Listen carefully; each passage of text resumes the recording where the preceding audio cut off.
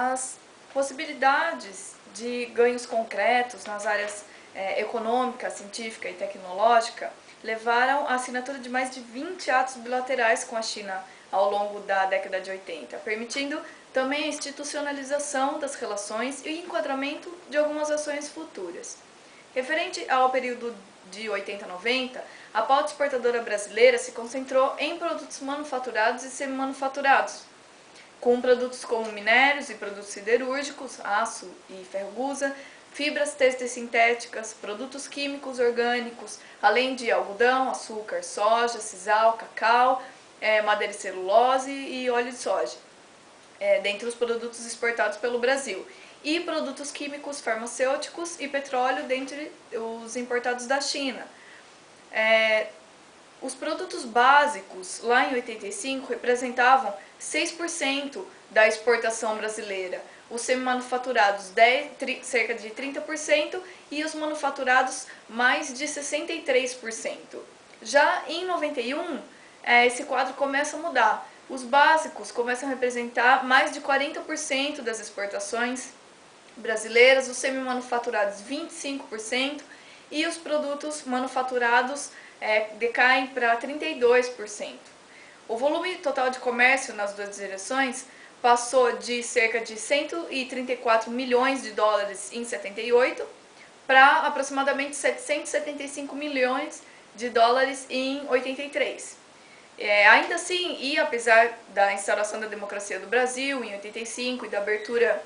de novas frentes diplomáticas com a comunidade internacional e regional, houve dificuldade de se obterem saldos positivos nas relações econômico-comerciais internacionais por parte do Brasil, devido ao agravamento da questão da dívida externa e ressurgimento também de fortes pressões inflacionárias. Ainda em 85 foi inaugurado o início dos estudos com a China para o Programa Espacial Sino-Brasileiro de lançamento de satélites de rastreamento terrestre, que foi o caso mais emblemático de cooperação Sul-Sul por ocorrer num sistema internacional oligopolista e demonstrando ser um paradigma de cooperação também que estabelece uma nova moldagem entre os países em desenvolvimento, além, claro, de um símbolo de parceria estratégica a ser construído. O programa CIBERS, que é Satélite Sino-Brasileiro de Recursos Terrestres, foi a primeira ação realmente concreta na área de cooperação entre os dois países. Até então, as informações coletadas por satélites estrangeiros de cunho científico chegavam aos países de forma esporádica e quase sempre na base do relacionamento pessoal entre cientistas brasileiros ou chineses e seus parceiros no exterior. Devido à dificuldade de arcar com os custos inicialmente, só foi lançado o primeiro CIBERS em 1999 e o segundo em 2003, com um investimento superior a 300 milhões de dólares e um sistema de responsabilidade dividida inicialmente 30% para o Brasil e 70% dos custos para os chineses, e depois, nos CIBERS 3 e 4, esse sistema foi dividido em 50% e 50%. Na década de 90, a vulnerabilidade financeira do Brasil foi potencializada diante do receituário de Washington e no âmbito das prescrições do FMI. E então, assim, pode-se inferir as diferentes trajetórias do Brasil e da China naquele momento. No Brasil, a crise da dívida e a consequente crise fiscal entre 81 e 94, em conjunto com a adoção de outras políticas inadequadas, foram responsáveis pela estagnação, enquanto na China, a política de modernização implementada sob a liderança de Deng Xiaoping a partir de 78 foi responsável pelo vigoroso crescimento da China. Nesse contexto, apesar de iniciativas bilaterais, a perspectiva brasileira delineou um padrão de política externa e de comércio bilateral muito mais reativo a fatores conjunturais ou iniciativas asiáticas do que propriamente derivado de um ativismo, mesmo com uma postura ativa nos fóruns multilaterais, dentro da universalização da política externa do governo Itamar Franco, como exemplo da Rio 92. Em particular no campo comercial, dentre as razões que também pesaram negativamente na corrente comercial, estava a aproximação crescente entre a China e os parceiros competitivos da região asiática, como Coreia do Sul, Japão e Hong Kong, a substituição de produtos siderúrgicos brasileiros por produção propriamente chinesa,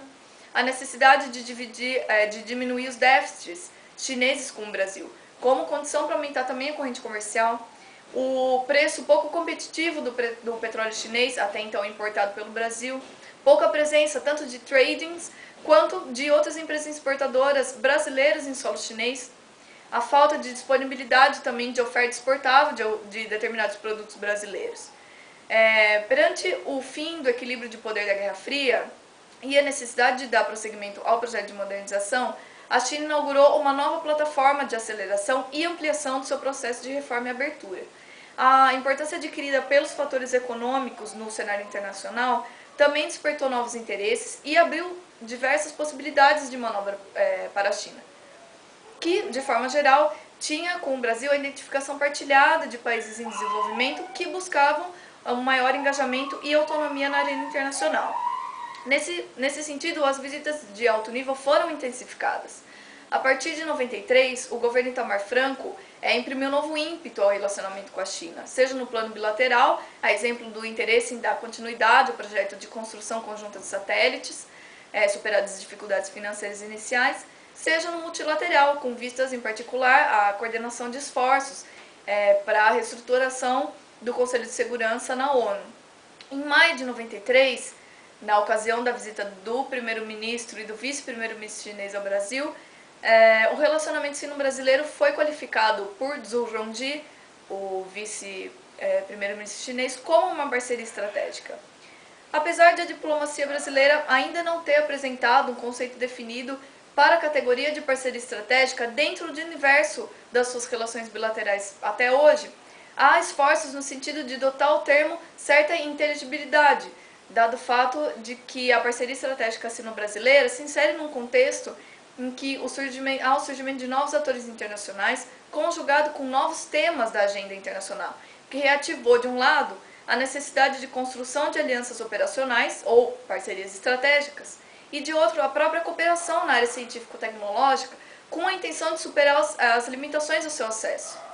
Em resumo, o bom entendimento alcançado pelos parceiros na área espacial em 93 e a recuperação das trocas comerciais, que alcançou aproximadamente 820 milhões de dólares